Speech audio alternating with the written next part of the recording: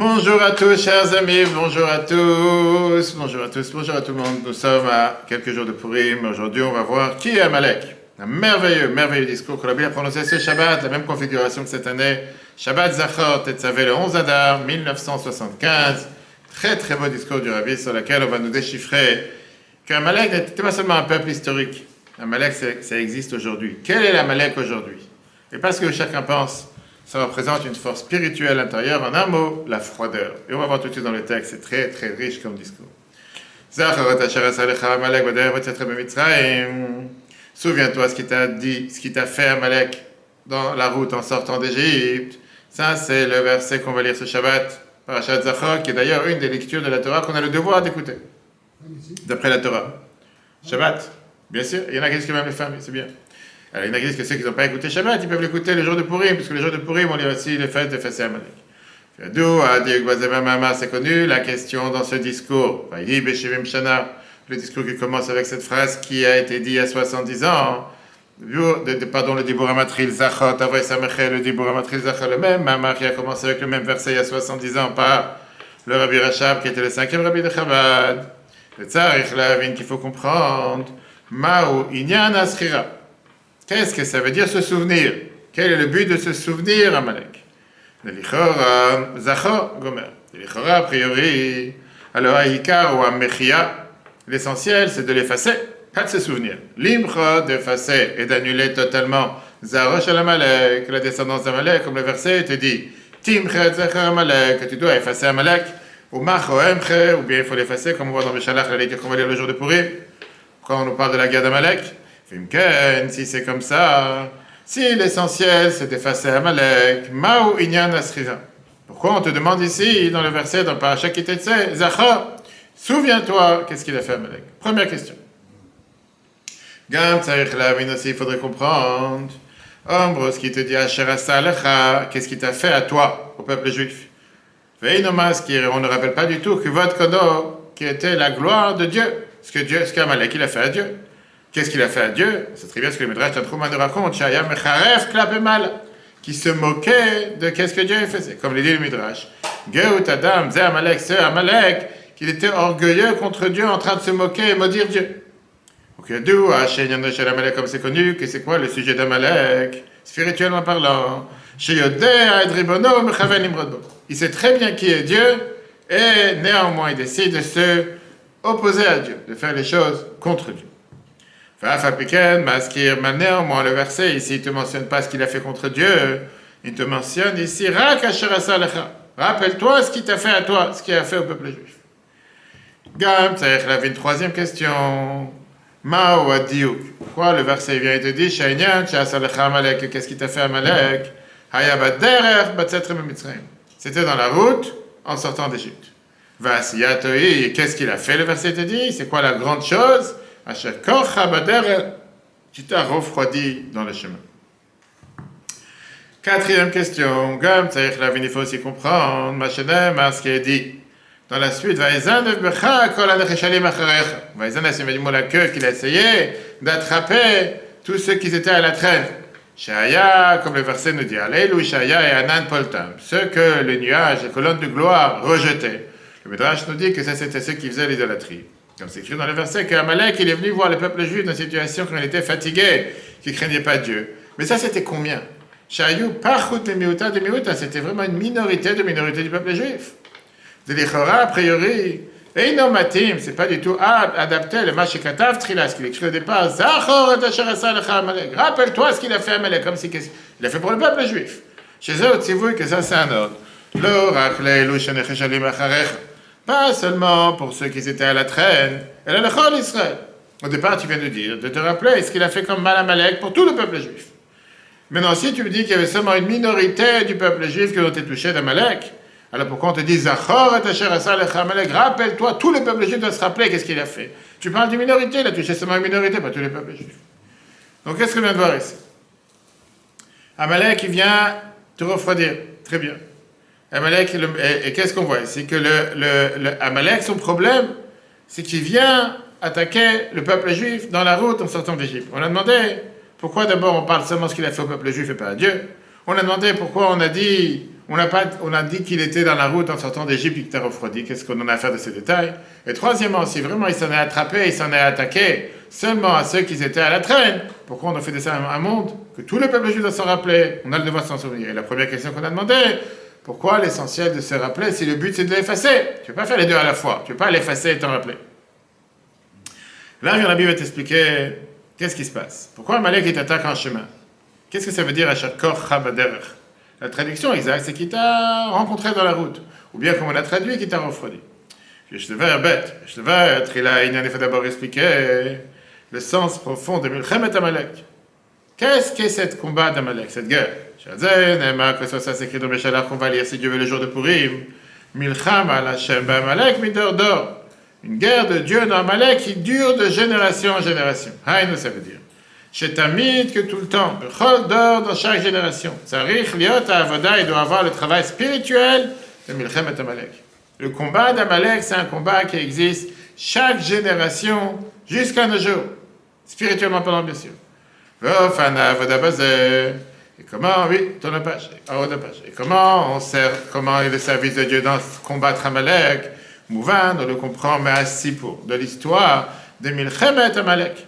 De la guerre d'Amalek concrète qui est racontée dans la paracha Béchalach, chez Hu Bakriya de Purim, que c'est la lecture de la Torah qu'on va lire le jour de Purim le matin avec les tefilines juste avant la Megillah. Charé a créé des parachats Zachor, parce que la lecture qu'on lit ce Shabbat parachat Zachor, Shabbat chez l'Ifne Purim, qui est le Shabbat avant Purim, Mine Midbachim Kulu Yomin, comme on sait, ce qui est écrit dans le Zohar, que le Shabbat est béni toute la semaine. Hirak Achana, c'est juste une préparation, on est inatkor, ça nous donne les forces pour le vrai combat d'Amalek, qui est le combat spirituel qu'on lit le jour de Purim. Mais Ilou Amilchama, la guerre, ou Michiat Amalek, effacer Amalek, mais peu concrètement, ça c'est le jour de Purim. Donc on a deux lectures. On a la lecture de Shabbat, qui est la parasha de Zachor de la parasha qui t'était. Rappelle-toi ce que tu as fait Amalek, on ne parle pas vraiment du combat. Le combat d'Amalek, on en lit ça le jour de Purim. Donc ce qu'on lit Shabbat, c'est une préparation pour la lecture qu'on va lire le jour de Purim. Qu'est-ce qui s'est passé avant la guerre d'Amalek? Qu'est-ce que la Torah nous raconte? Avant d'avoir cette guerre d'Amalek concrète, comme on voit dans la parasha Shalach, Neymar le Yeshua, Moshe il a dit à Yeshua, Pralanu Anashim. Le peuple juif dit, va nous choisir des hommes. Qu'est-ce que ça veut dire? Falpishal Milchama a été attrichaliot à l'aide de Yeshua Dafka. Malgré que la guerre aurait dû être faite seulement par Yeshua, qui était le bras droit de Moshe, Shaya Rosh la Kovshim. Yeshua a été le premier de ceux qui allaient conquérir la terre d'Israël. Quand on est rentré en Israël concrètement, Mikol, Makom Amar lo Moshe, néanmoins Moshe il a dit à Yeshua, Pra lanu anashim, va choisir pour nous des hommes. On va voir tout à l'heure le détail. Il lui a pas dit va choisir pour toi des hommes. En deux mots, je te nomme le chef de guerre, va choisir des gens pour faire la guerre. Va choisir pour nous. Qu'est-ce que ça veut dire? Que tous ceux qui font la guerre contre Amalek, ça doit être des hommes de Moshe. Ce n'est pas des gens qui viennent de la rue. Verra kasher az, seulement quand tu choisis pour faire la guerre contre Amalek des hommes de Moshe. Si tu décides d'être un homme de Moshe, là tu peux faire la guerre et te battre contre Amalek. Il va tout de suite expliquer qu'est-ce que ça veut dire faire la guerre contre Amalek et qu'est-ce que ça veut dire être des hommes de Moshe. Gimel. Pour comprendre tout ce qu'on vient de voir. Comme c'est expliqué dans le Mahamar qu'on a vu tout à l'heure. Zachor, le Mahamar Zachor qui a été dit à 70 ans. On parle ici en 1905. La ville a dit ce Mahamar en 1975, 70 ans plus tôt. Chez Amalek, c'est écrit dans le discours des rabbins précédents que Amalek, c'est les lettres Amal Kouf. Amal veut dire la fatigue, Kouf qui représente parfois aussi la klipa, les forces du mal. Ça veut dire Amal de la fatigue du côté qui s'oppose à la Gdusha, qui s'oppose aux forces du bien. Pourquoi on appelle ça le Umadze?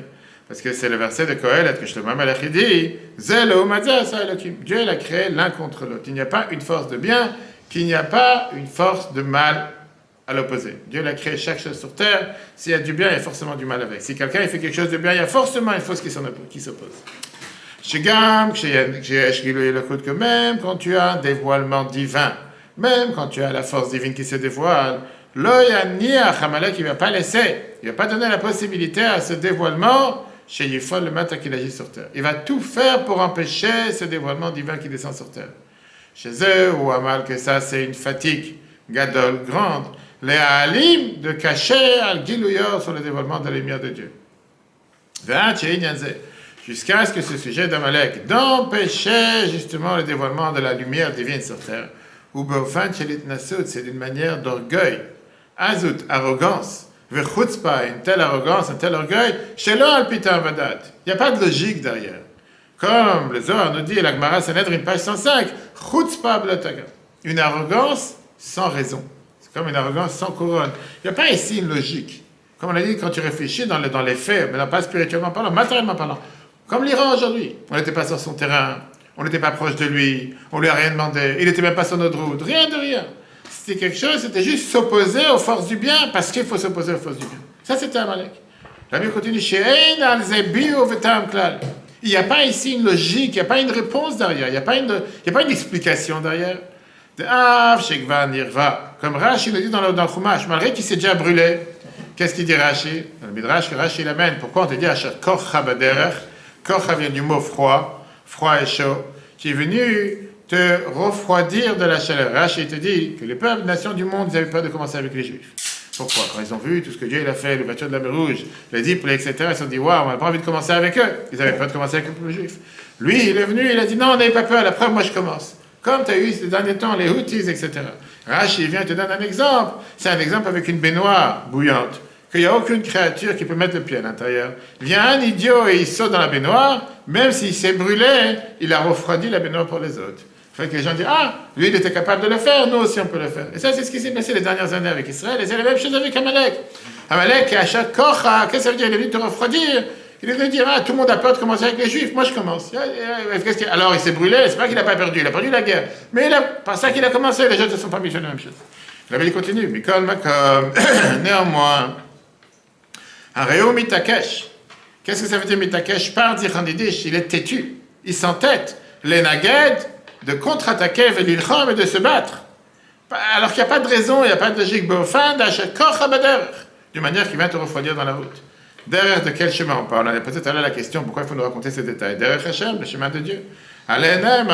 Sur ce verset, c'est écrit sur le chemin de Dieu, dans Vayera. Veshambrou, que Dieu l'a demandé à Abraham, que tes enfants ils vont garder derrière Hachem, le chemin de Dieu, la saute pour pouvoir faire Tzedaka ou Mishpat, la justice et la tzedaka. Et ça, c'est la manière de faire qu'Amalek il se bat contre.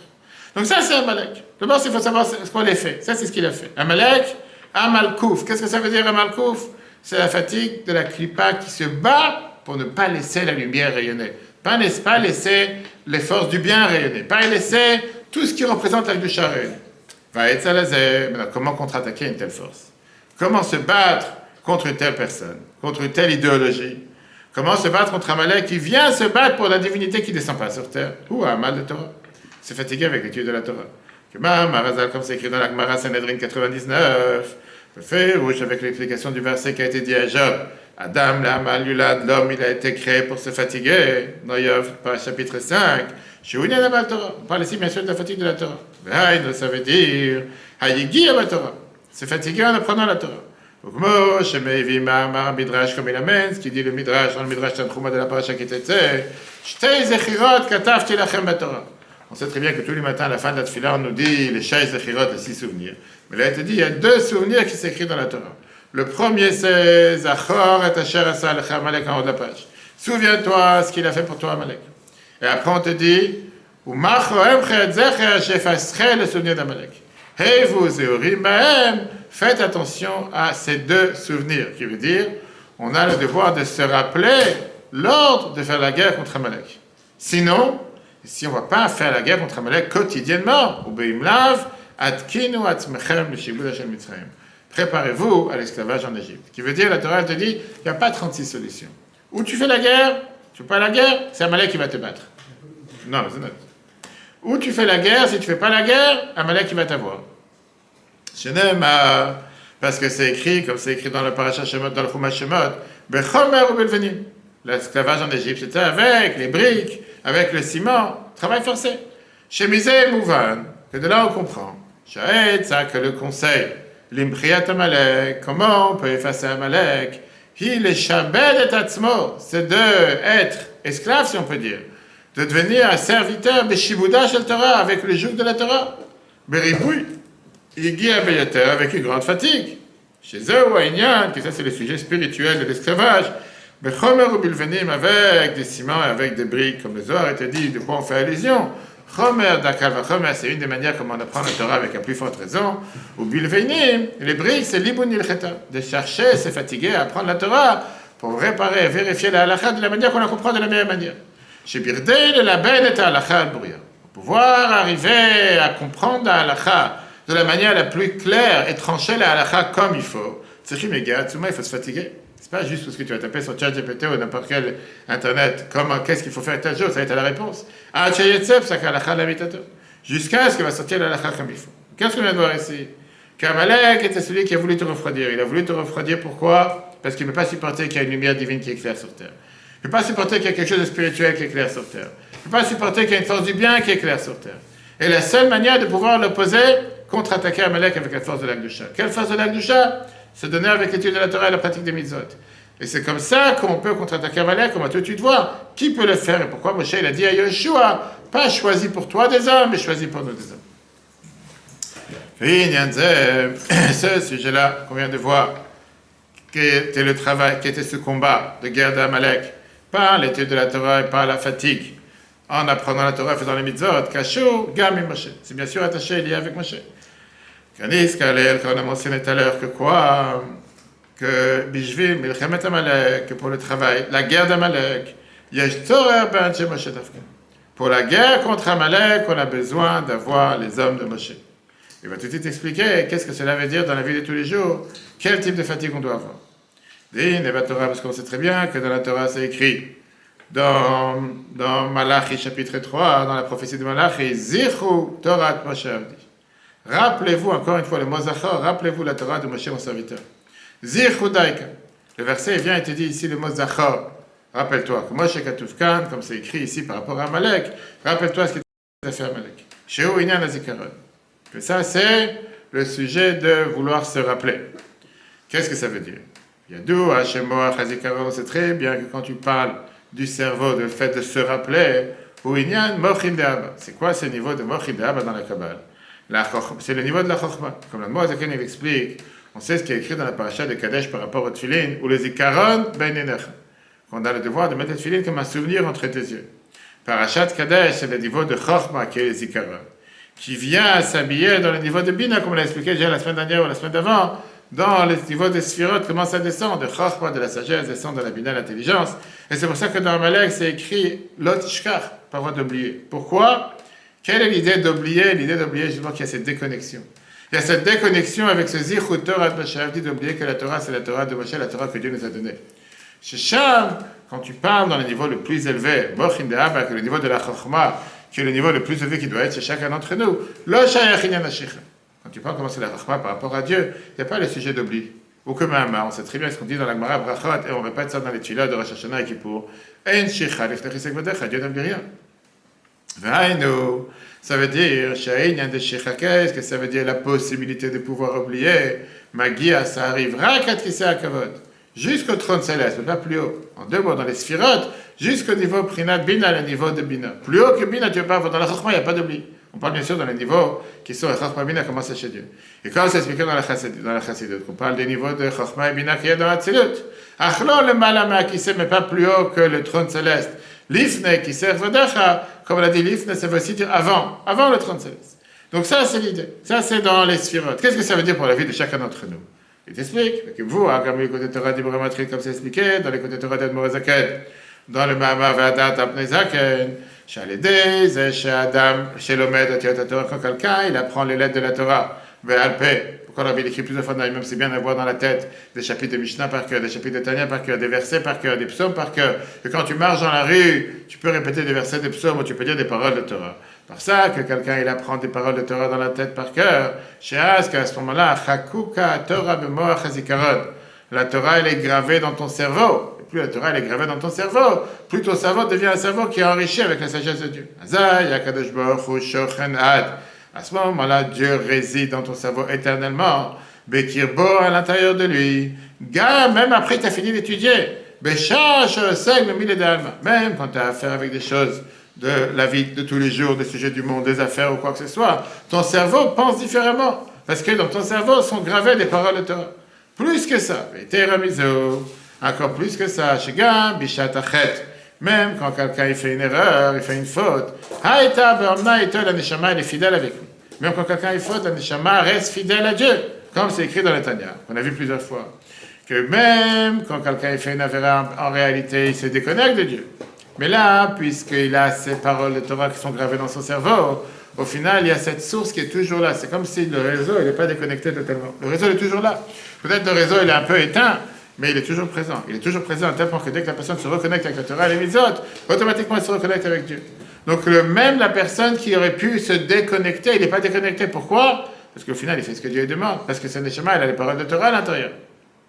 Et ça, c'est ce que... Ça veut dire qu'on a besoin d'un malak, en fait. On a besoin d'un malak pour nous rappeler qu'est-ce qu'il ne faut pas faire. Voilà. On a besoin d'un malak. C'est toujours... Sans lui, peut-être qu'on se rappelle. C'est exactement ça. C'est-à-dire, en deux mots, toi, tu vois que si tu n'as pas une force opposante, tu ne vas pas dévoiler les forces que tu as à l'intérieur de toi. En deux mots, si tu n'as pas la crainte de tomber malade, tu ne vas pas te couvrir. Une fois que tu es tombé malade, maintenant tu sais que tu vas te couvrir, tu ne vas pas attraper froid, tu ne vas pas avoir une angine, tu vas savoir autre chose. Ça, c'est le sens profond de Zichru Torah Moshe Avdi. Qu'est-ce que ça veut dire quand la Torah te dit rappelle-toi la Torah de Moshe? Chez Inyan Azikaron, le sujet de se souvenir, c'est quoi le souvenir? Après le premier niveau qu'on a vu tout à l'heure à la Chokhmah, ou Inyano Shel Moshe. Ça, c'est grâce à la force de Moshe. Et c'est pour ça, d'ailleurs, c'était hier, Zainada, le jour de la naissance et le jour du décès de Moshe. Velachem, et c'est pour ça que la guerre dans Amalek peut être faite que par les hommes de Moshe. Moshe, c'est celui qui te donne la force de faire la guerre contre Amalek. Ok. Et là, on va voir maintenant la question. Parce que la question qui dérange, pourquoi la Torah te dit Zichru Torah de Moshe? Pourquoi tu dis rappelle-toi la Torah de Moshe? Depuis quand la Torah s'appelle la Torah de Moshe? Alors oui, tous les enfants, ils savent très bien les premiers versets de Torah. Torah Tzivala ou Moshe. Torah nous a ordonné Moshe, Morasha, Kelet, Yaakov. Depuis quand c'est la Torah de Moshe? C'est quoi? C'est pas une bêtise de dire une chose pareille. La Torah, c'est la Torah d'Hachem. Chokhmat Hashem, c'est la sagesse de Dieu. C'est pas la Torah de Moshe. Pourquoi là, le verset a été dit Zichru Torah de Moshe, rappelez-vous la Torah de Moshe? Depuis quand c'est devenu la Torah de Moshe? Je comprends qu'on doit être des hommes de Moshe. Je comprends qu'on a le devoir d'aller effacer Amalek avec la force que Moshe nous donne. Mais pourquoi tu dis que c'est Zichru Torah de Moshe? C'est pas la Torah de Moshe. Et ça, c'est ce qu'on va t'expliquer. Néanmoins, il faut encore comprendre, dans la page, dit qu'il faudrait comprendre c'est quoi le point important, la chaîne, le langage, Akatou du verset, Zichru Torah de Moshe. Ce verset qui te dit, rappelez-vous la Torah de Moshe.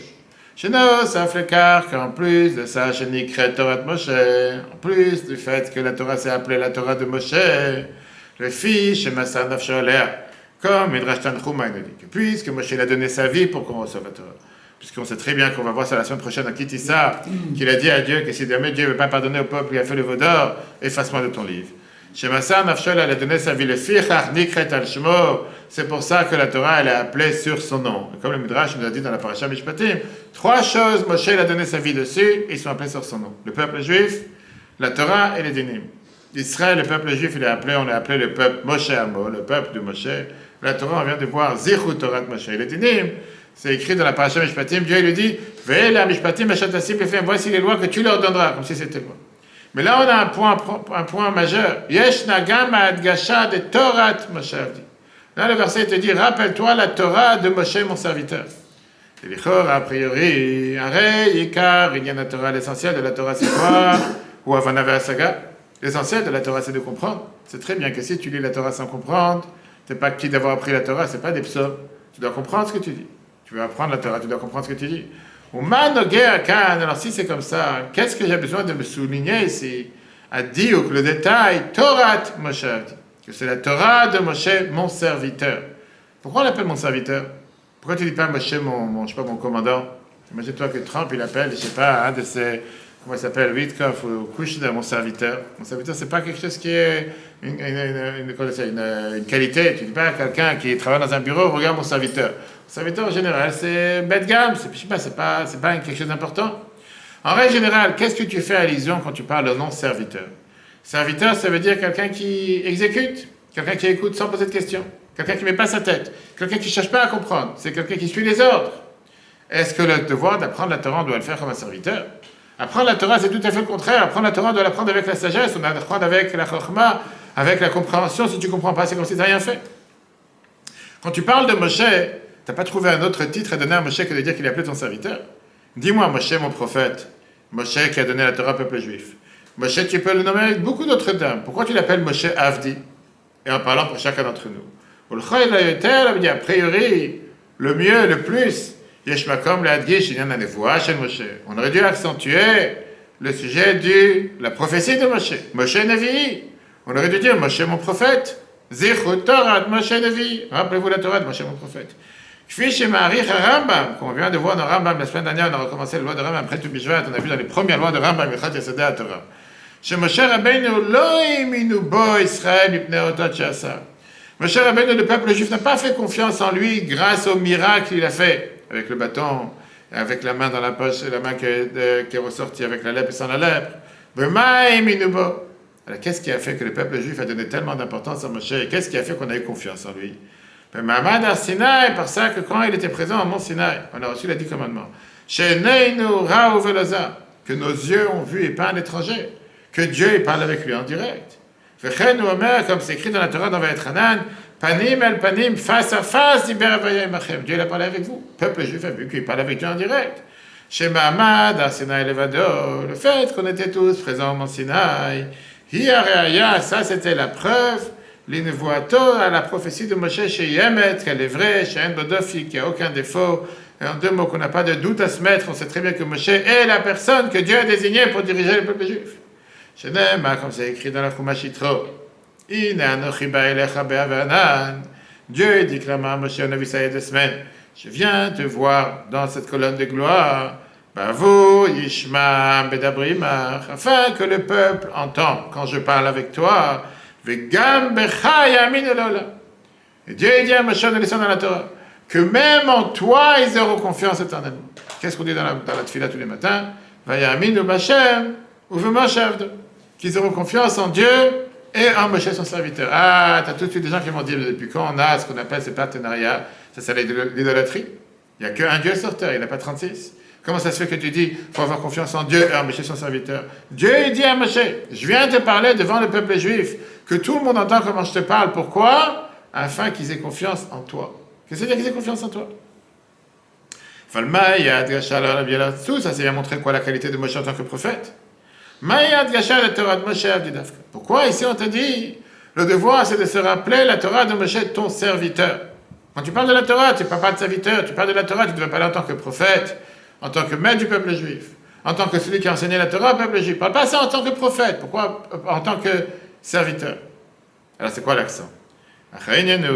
Qu'est-ce qu'on attend de Moshe? Qu'est-ce qu'on attend de chacun d'entre nous? Afin qu'on puisse obtenir et avoir la Torah de Moshe. Que la Torah elle est appelée sur le nom de Moshe. Et pas seulement pour Moshe, mais pour chacun d'entre nous. Que chacun qui apprend la Torah, il mérite que la Torah elle est appelée sur son nom. Tu dois d'abord avoir cette idée de soumission, d'effacer ton ego, d'effacer ton arrogance. Et ça, c'est ce qu'on a vu tout à l'heure, tout à fait le contraire d'Amalek.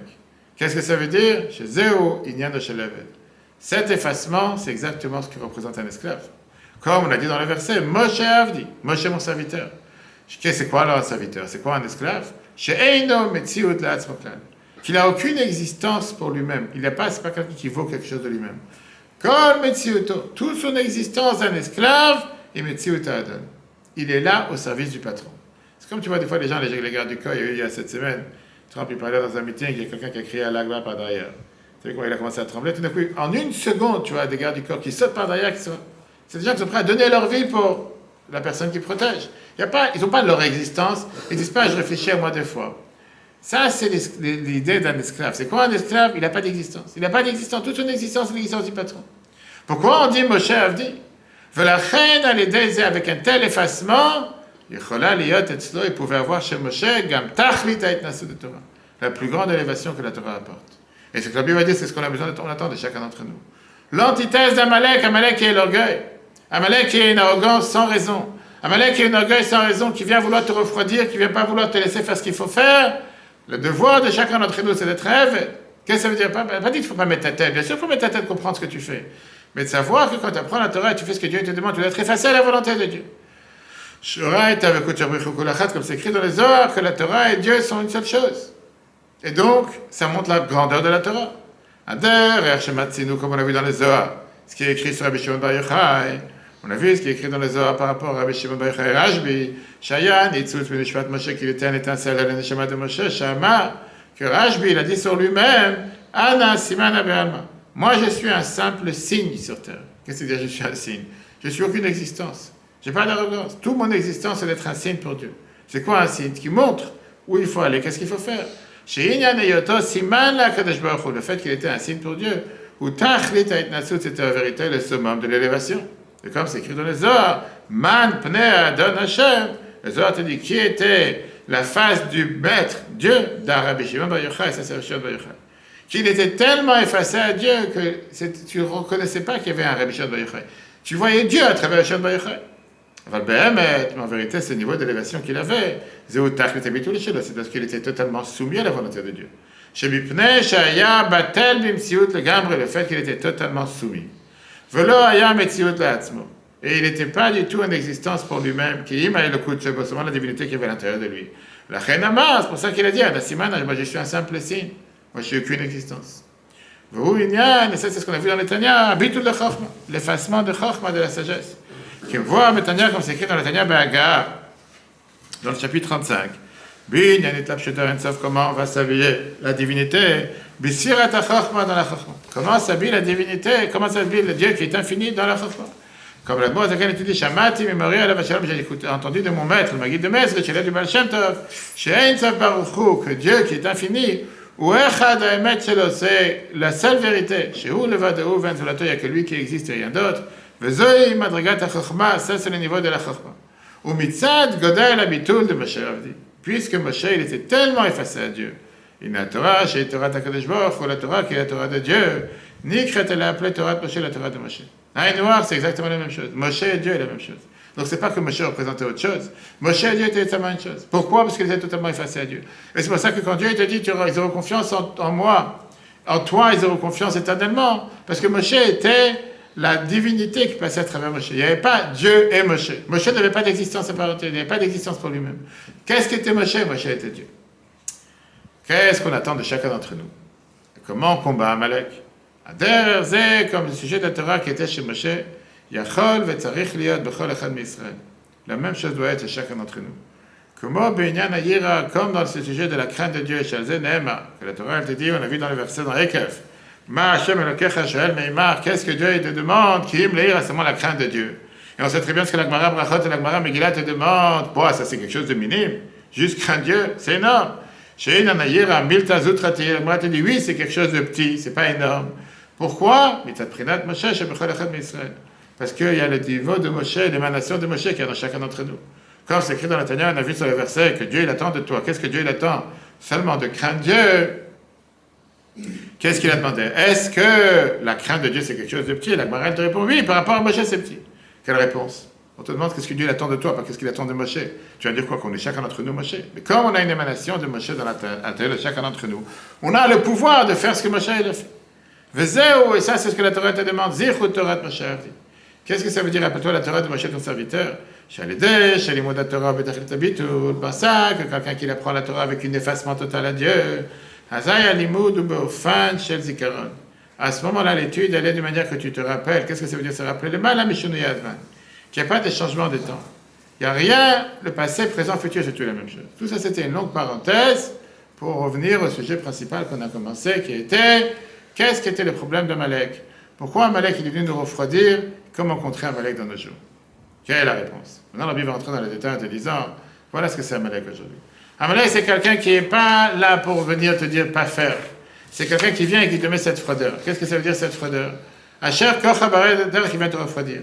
Amalek, il agit en transformant la foi vivante en indifférence. Il ne dit pas qu'il y a un Dieu. Il te rend froid. Qu'est-ce qui t'excite? Qu'est-ce que tu fais mitzvah avec enthousiasme? Qu'est-ce que tu vas prier avec toute ta ferveur? Tu peux dire les mots à moitié endormi, c'est pas la fin du monde. Il attaque après les miracles quand la foi est forte. Tu as vu ce qu'on vient de faire en Israël depuis 2 ans et demi? Regarde comment on a combattu tout le monde. Dieu, quel Dieu? Heureusement qu'il y a les soldats. Heureusement qu'on a les meilleures armées. Heureusement qu'on a les meilleurs avions. Et ça, c'est le cours qu'on a vu justement. C'était le problème de Purim, c'était quoi? Pas parce qu'ils n'ont pas eu confiance en Dieu. Ils étaient tellement à l'aise, ils se sont sentis tellement en sécurité. Ils étaient tellement avec un plaisir, ils disaient, regarde, on est les potes du roi, on a invité à son festin, Mordechai fait partie de la cour suprême, Esther c'est la reine. Mais rien besoin. De Dieu, laisse-moi tranquille, on s'ennuie sans Dieu. On a les plateaux cachés à Adrien, on mange pendant 180 jours. Et juste à ce moment-là est venu Aman. Et c'est dire quoi? Tu as oublié qu'il y a un Dieu. Je te rappelais qu'il y a un Dieu sur terre. Et là, on a vu dans le cours, la Bible explique quoi? Que Dieu te dit, quand tu commences à penser un instant que tu peux te débrouiller sans moi, je me retire. C'est pas une punition. Pas comme quelqu'un dit, ils ont été punis. Ils n'ont pas été punis. Dieu, il a dit, jusqu'à présent, vous avez besoin de ma protection. Maintenant, tu te dis que tu n'as plus besoin de ma protection. Je me retire, pas besoin. Agis sur la protection. Et qu'est-ce qui se passe? On est un loup. On est une brebis parmi 70 loups. Les 70 loups, comme on a vu dans le Midrash, qu'on a vu lundi soir, c'est pas que un des empires romains, il avait dit que la brebis, elle est tellement forte qu'elle est contre les 70 loups. C'est pas la brebis qui est forte, c'est le berger qui est fort. Tout le temps que tu donnes importance au berger, tu es garanti d'être protégé. Le moment où le berger retire sa protection, automatiquement, les loups ils vont te manger. C'est exactement la même chose avec Amalek. Le danger n'était pas de position ouverte. C'est pas qu'il est venu te dire ne fais pas ce que Dieu te demande. Amalek, il est venu te dire perds d'enthousiasme. Ça, c'est un. Pourquoi il t'attaque derrière? On vient de voir c'était quoi le chemin. Le chemin, on a dit, c'est la manière comment chacun il avance. Chacun il avance dans sa vie de Dieu, comme on va tout de suite voir. Amalek, il attaque quand tu es en train d'avancer vers Dieu. Plus une personne s'élève, plus la résistance apparaît. Amalek, il cible les moments de transition spirituelle. Plus quelqu'un va décider d'avancer, de faire un pas en haut, il va essayer d'augmenter quelque chose. Il va essayer de faire une mitzvah. Pour qui tu te prends? Et puis quand tu es religieux, toi tu vas mettre la notam, toi tu vas commencer à prier pendant une demi-heure, toi tu vas commencer à faire telle et telle mitzvah. Arrête! Je sais d'où tu viens. Quand tu seras un juif pieux, quand tu auras 90 ans et tu auras appris tout déjà 6 fois, là tu commenceras à faire une mitzvah comme il faut. Et ça c'est Amalek, qui vient refroidir une personne. Amalek, il frappe surtout les faibles à l'arrière, on a dit, qu'est-ce que ça dit les faibles à l'arrière? Les zones fragiles. Pas seulement les hommes fragiles, les zones fragiles de l'âme. Il sait où te frapper, il sait où te faire mal, il sait où te refroidir, juste les points faibles qu'il y a chez chacun d'entre nous. Et les points faibles chez l'un, ce n'est pas les points faibles chez l'autre. Donc chaque progrès spirituel déclenche une opposition intérieure. C'est quoi la racine spirituelle d'Amalek qu'on a vu tout à l'heure? Amalek, il vient d'un niveau très élevé. Un niveau très élevé dans la structure spirituelle qui existe. Il est lié à la date, la conscience, mais c'est une date froide, séparée du cœur. On comprend intellectuellement sans rien ressentir. Et c'est pour ça qu'Amalek, on va tout de suite voir, il l'appelait Réchit Goyim. Pourquoi Réchit Goyim? C'était le plus fort. Pas parce qu'il était plus fort, c'était le premier qui a osé. On a vu cette semaine à New York, tu avais tous ceux qui ont commencé à jeter des boules de neige sur les policiers, tu as vu? Il y avait toute cette bagaille. Il y avait d'abord une bagaille. Bon, bataille de neige, c'est pas quelque chose de nouveau. Après, il y a quelques policiers qui passent. Et toute cette bande de voyous, des jeunes. Ils ont commencé à lancer sur un policier. Après, c'est toute la bande qui sont bien lancés. Les malheureux 10 policiers ont rejeté des centaines, c'était une catastrophe. Ils ne savaient pas comment s'en sortir. Pourquoi? Parce que, il a commencé. L'autre, il a dit, tu sais quoi, c'est pas si grave que ça. On peut commencer aussi. Pourquoi ils vont commencer à nous courir tous derrière? Ils ont couru sur 4-5, ils étaient proches. Tu n'as pu courir sur les 200 qui étaient derrière la scène. Ça, c'est Amalek. Termine le point. Comment vaincre Amalek? On va tout de suite voir. On l'a dit tout à l'heure. On ne combat pas Amalek par la logique. Tu ne peux pas combattre la logique avec quelque chose qui n'est pas logique. C'est ce que les gens disent aujourd'hui avec Trump. Tu ne peux pas agir avec l'Iran, avec certains pays qui ne pensent pas de ta manière. Ce n'est pas des gens qui ont ton idéologie qui vont comprendre comme toi. Amalek, il n'est pas venu avec une idéologie. Amalek, il est venu pourquoi? Sans raison. Pas parce qu'il n'y a pas de logique derrière. Comment tu vas attaquer quelqu'un pareil avec une logique? Il n'y a pas besoin de logique. Amalek est venu te refroidir, tu dois rajouter de la chaleur. Et le point essentiel, c'est quoi la chaleur? L'amour de Dieu, la joie, l'enthousiasme. Tu fais une mitzvah, fais-le avec joie. Fais pas une mitzvah juste pour faire. Fais-le comme il faut. Le feu du cœur, automatiquement, renvoie la froideur. Quand la Torah descend dans le cœur, comme on va tout de suite voir comment elle descend dans le cœur, en se rappelant que je ne suis pas une existence, je ne suis pas quelqu'un qui existe, mais je suis soumis à la volonté de Dieu, automatiquement, je peux me battre contre Amalek. Et la mitzvah de se souvenir d'Amalek est quotidienne. Pourquoi? Parce qu'Amalek, il existe dans chaque génération. Pas seulement dans chaque génération, il existe dans chaque personne. Chaque fois que tu deviens tiède, Amalek, il agit. Effacer Amalek, ça veut dire transformer la froideur en feu. La victoire finale dépend de la chaleur que tu as. Regarde dans le texte. Maintenant, on comprend. Tu voulais poser quelque chose? Non, je voulais savoir quelle est la différence. La grande différence avec le Yetzirah. C'est la même. Alors, la Gemara te dit, c'est la même chose. Amalek et ça, c'est la même chose. Sauf que Yetzirah, on va dire, c'est dans l'intérieur de chacun d'entre nous, H24. Mais si tu veux ça, Amalek, comme il dit, mais à l'intérieur de chacun d'entre nous. Maintenant, le Yetzirah, il est là pourquoi? Tania t'explique que le Yetzirah, il est là pour t'empêcher, pas pour te faire tomber, pour te donner les forces à surmonter l'épreuve. Il ne veut pas que tu tombes. On l'a vu comme on l'a vu dans le Tania. Le Yetzirah ne veut pas que tu tombes. Le Yetzirah, il veut t'empêcher. Pourquoi? C'est comme on l'a dit là. Quand tu fais de la musculation et tu lèves les poids, pourquoi tu as des poids beaucoup plus lourds à lever? Parce que si tu n'as pas ces poids plus lourds à lever, tu ne vas pas te forcer à lever les poids.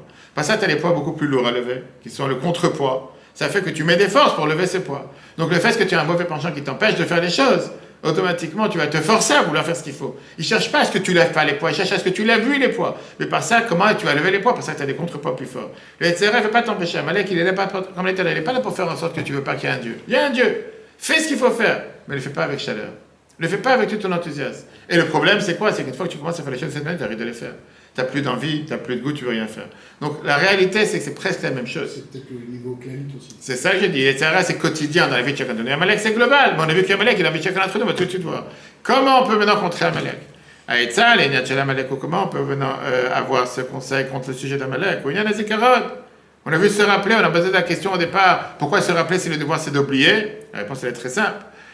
Comment tu combats Amalek qui se bat contre les Shotok du Shah? C'est en se rappelant, Zichu Torah de Moshe, qui se rappelait de la Torah de Moshe, qui était mon serviteur. Chez Limouda Torah, Yiyeh, Beofan, Shel Zikaron, que l'étude de la Torah, tu dois t'en rappeler, le mal à Mishonei Azman, au-delà de tous les changements du temps. Il n'y aura pas d'oubli des paroles de la Torah parce que c'est passé déjà depuis longtemps que tu as appris. Chez Zéo, à l'aider à Limoud, comment tu peux ne pas oublier ce que tu as appris? Bitul de Havet, quand tu apprends avec l'effacement d'un serviteur. Shalom, celui qui apprend, il efface son ego, il efface son arrogance. Pas il vient en se disant, je connais tout, c'est la Torah qui a tort, moi je vais changer, de modifier des choses dans la Torah. Kimitzad, il y en a un saga parce qu'il a cette compréhension. Yesh, pas comme les Shinoim, quand tu te bases sur la tête, à ce moment-là tu peux avoir des changements. J'ai compris de cette manière. Et ça se peut que des choses pour se changer, je veux oublier. Chez eux, Inyan, Raf ou Yedem, ça c'est ce qu'ils ont affaibli leur main. Comme la Gemara nous a dit, quand va y avoir Amalek, va y avoir Israël, Amalek il est venu, il a combattu avec le plus jeune, les Birfidim. C'est quoi Refidim? La Gemara te dit, chez Raf ou Yedem, il dit Torah, parce qu'ils se sont affaiblis des paroles de la Torah et des mitzvot. Comme c'est écrit qu'ils n'ont pas fait les choses en sorte pour faire les choses comme il faut, mais ils ont décidé, on peut se relâcher. Jusqu'à servir une situation, à chaque corps, il est venu te refroidir. Au côté de ça, misé en conséquence, il est parti et il a essayé d'attraper tous ceux qui étaient à la traîne. Et quand le Midrash te dit tout ce que le nuage rejetait, même si c'était des idolâtres, et pour pouvoir contrer Amalek, on doit prendre la Torah pas avec la tête, mais avec effacement. C'est pour ça que le service de Dieu doit être fait d'une manière, d'une manière. Depuis le départ, ne pas le laisser s'approcher, ne pas le laisser pénétrer quoi que ce soit, ne pas lui donner aucun rapprochement. Puisqu'on a dit tout à l'heure qu'Amalek, c'est le chef des nations, celui qui a montré, soi-disant, l'exemple à tout le monde. Le fait que tu donnes un pas à Amalek et pouvoir marcher sur toi, une fois que tu l'as laissé rentrer, c'est fini. Tu laisses Amalek rentrer, après vont arriver toutes les choses négatives. Comme peut-être le mauvais penchant et tout le reste. Et Prinat, comme c'est écrit dans Mishlei, Poter Maim Reshit Madon, qui veut dire, explique le Mesoudat David, le début du combat, c'est quand tu commences à faire un trou dans la barrière, quand tu as le barrage d'eau. Si tu commences à faire un petit trou, le barrage il saute. L'eau elle commence à sortir, le trou devient de plus en plus grand, et après c'est fini. Et de là l'importance de ne pas laisser Amalek de rentrer dans quoi que ce soit. Au final, comment on peut empêcher Amalek d'approcher? Viens par ça que tu sers Dieu avec effacement. Tu effaces ton ego, tu effaces ton arrogance. Que grâce à ça, tu deviens un avec Dieu. Je suis le mal à Mishinuim, qui est totalement différent de tous les autres changements qui peuvent exister. En deux mots, c'est pas un jour j'ai envie de prier, un jour j'ai pas envie, un jour j'ai envie de faire les choses que j'ai pas envie. Enfin, les deux, grâce à ça, on fait Aïnyan des Milcham al-Hashem Amalek Medordor. Grâce à ça, on peut avoir le combat d'Amalek toutes les générations. Kolel Gam Midaran Mashiach inclut la génération de Mashiach, comme c'est écrit dans Yatagom Yonatan, que la guerre d'Amalek, c'est dans toutes les générations, soit ce monde, soit la venue de Mashiach, soit le monde futur. Et la guerre, elle est ça, soit Benogal Amalek Shebechol Echad, ça par rapport à Amalek qui est dans chacun d'entre nous. Vend Benogal Amalek Ipshuto, soit l'Amalek général. V'ad Shepo Alim Aïnyan, qu'on puisse faire le sujet de Timche, d'effacer par le peuple juif. Enfin, les deux égales, Macho Emche, par ça, Dieu aussi va effacer. Et Zecher Amalek, le souvenir d'Amalek. Biad Mashiach Tzidkenu, avec l'avenue de Mashiach, va être Hashem Amlocha, à ce moment-là, avec la divinité de Dieu. Comment contrer Amalek rapidement, comme il vient de voir? Amalek symbolise la froideur spirituelle qui sépare l'intellect du cœur, et la victoire consiste à rester toujours en chaleur, ne jamais avoir froid, l'amour et l'enthousiasme en service divin. Dès que tu commences à faire les choses avec froideur, c'est déjà une porte de perdu. Et si tu continues, tu deviens un glaçon, tu deviens congelé, après tu ne fais plus rien. Cours en replay sur Torah.fr, que Dieu fasse qu'on puisse mériter d'effacer Amalek à l'intérieur de nous, d'effacer Amalek global, Amalek général. Rappelez-vous que pour le moment de faire la Zaka, pensez au Trabat 77. Et tous ceux qui ont besoin de lecture de Megillah, pas attendre la dernière minute pour s'organiser en temps et en heure. Lundi soir, la première lecture va être à 19h15. Mardi matin, l'office à 7h30 avec la lecture de Megillah. Et bien sûr, la dernière lecture 18h15 avec le grand Mishneh du Beau Travail. Que de bonnes nouvelles. À la semaine prochaine.